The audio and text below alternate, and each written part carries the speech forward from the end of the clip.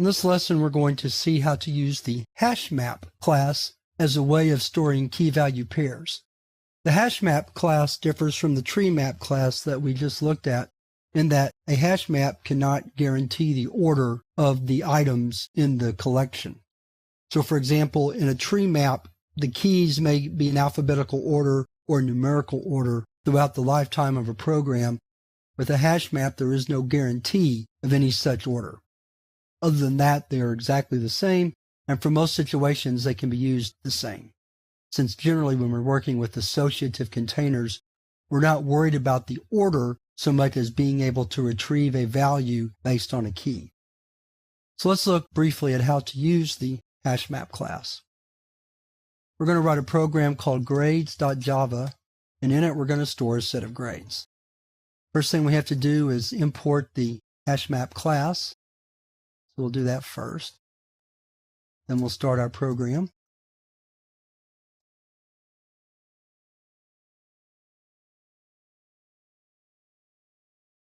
First thing we want to do is instantiate a Hashmap object.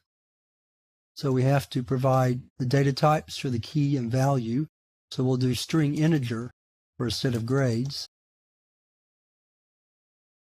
followed by open and close parentheses.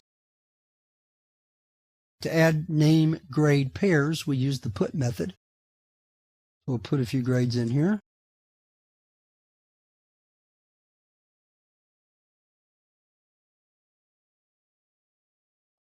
We'll do one more.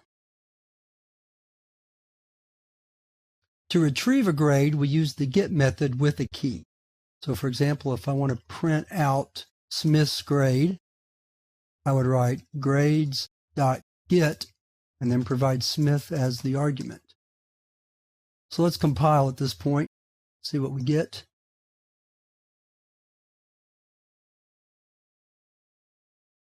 And so Smith's grade is 88. We can check the size of a hash map using the size method. Let's try that real quick.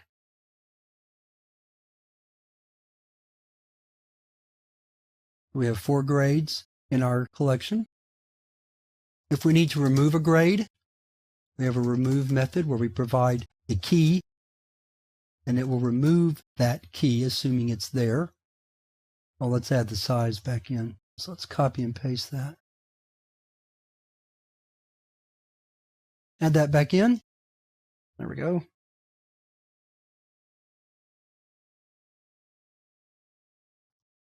And now we just have 3 grades. If we want to check to see that a key exists before we actually remove it, which is usually a good idea, we can say grades contains key brown and put that inside an if statement. And we might add a little message here, call it a record.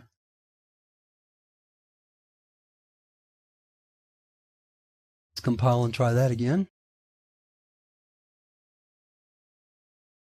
There we go. And another method that I won't demonstrate here but can be used is one called contains value, where you might want to check to see if a particular value exists in a collection. It's not used as often as contains key though, so I won't demonstrate it here.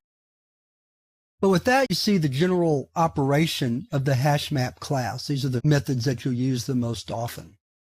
And with that, we'll wrap up this lesson. And we're ready to move on to the exercises for this chapter where we're going to take a look at some practical examples of using the tree map and the Hashmap classes.